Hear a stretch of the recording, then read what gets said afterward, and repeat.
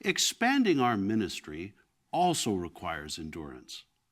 We may need to learn a new language, a new culture, and adapt to very different living conditions.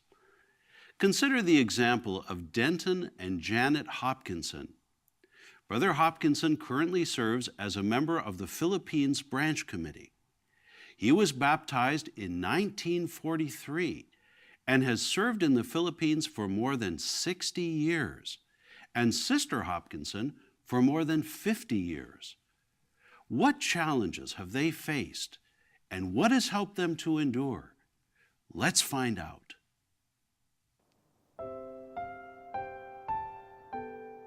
My mother learned the truth from a neighbor. I was 10 years old when I was baptized, but then I became a pioneer when I was 16 years of age. My father and I were baptized at the same circuit assembly in October of 1950, and at that time I was 11 years old. I set a date after I finished high school to go into my pioneering, and that's what I did. Later on, of course, I got an application to attend the 35th class of Gilead, and I was still 20 at the time. After I had been pioneering for about 3 years, I was called up for compulsory military service. Of course, I refused to accept that, but the judge sentenced me to 6 months in prison. And while I was in prison, the application for Gilead was approved and the invitation came.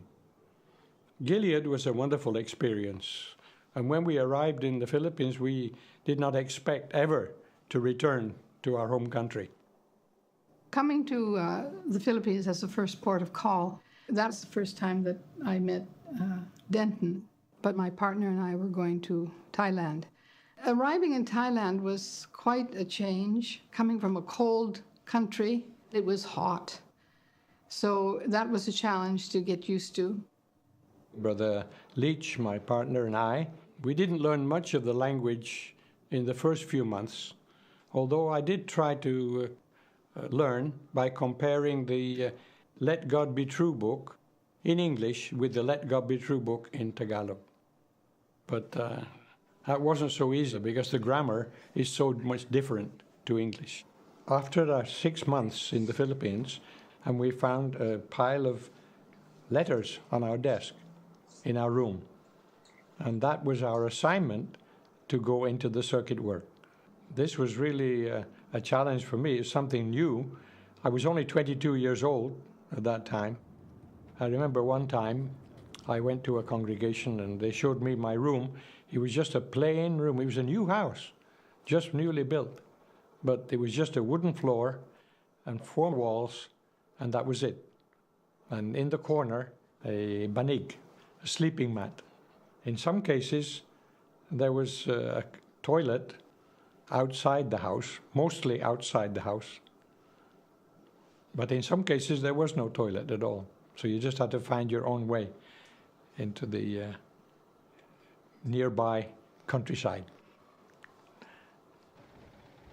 After about 2.5 years in the circuit work, then I received a letter assigning me as district overseer. And oftentimes we have to travel by bus in some remote areas. I remember one time in Masbate, the road was so rough and it was long. It was much more difficult than it was in the circuit work. I had no vehicle to travel in. It was mostly public transportation. I've never owned a car in my life. It was while I was serving in the district work that I received the letter telling me to come to Bethel. When I came to Bethel, Brother Stewart, the branch servant, told me that I was to look after his work while he was away traveling to visit various countries in his own work. And I was really felt completely unprepared and unqualified for that kind of work at that time.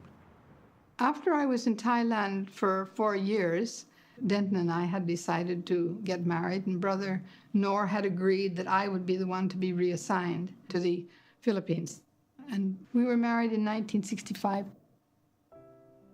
Undergone I have found that whatever assignment you're given in Jehovah's organization, although it seems intimidating, it seems to be difficult at the start. But if you accept it and trust in Jehovah and don't approach it as if you know everything or you can do it yourself, but really trust in Jehovah to help you, then you can succeed. With Jehovah's help, we can all have the privilege of serving Him and can all get the help of the Holy Spirit to continue to serve Him faithfully.